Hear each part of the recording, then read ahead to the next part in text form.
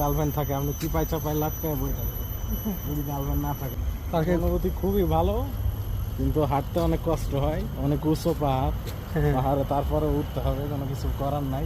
এখন 3 জন ঘুরতে আইছি, যাইতে চেয়েছিলাম সন্তোষা, আইলাম অন্য জায়গায়, আমার সংকট। তাহলে এখন কি করতে হবে, আমাদের যাইতে হবে, গন্তব্যে আমরা পৌঁছাবোই যত কষ্ট হোক।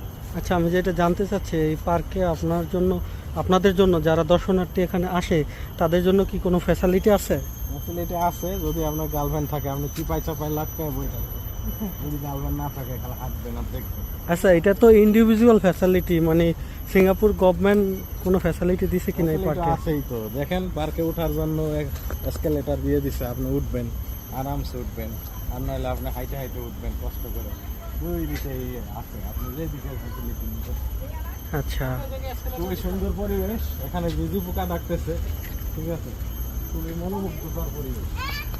ওকে। এখন সামনে আছে আর একটা লিফট, আপনার যদি পায়ে হেঁটে না যেতে চান লিফটে যেতে পারবেন, সমস্যা নেই। সিঙ্গাপুর সরকার খুবই সুন্দর ব্যবস্থা করে দিয়েছে আপনাদের জন্য। হ্যাঁ, আপনি এই ফার্স্ট টাইম আসলেন এই পার্কে, ফোর্ট ক্যানিং পার্কে? হ্যাঁ। আবার আসলাম আপনাদের সাথে। হ্যাঁ। যদি কোনো দর্শকে কিছু বলতে চান বলতে পারেন, তারাও আসতে পারে, ঘুরে দেখতে পারে। হ্যাঁ, আমি খুবই ভালো জায়গা। অবশ্যই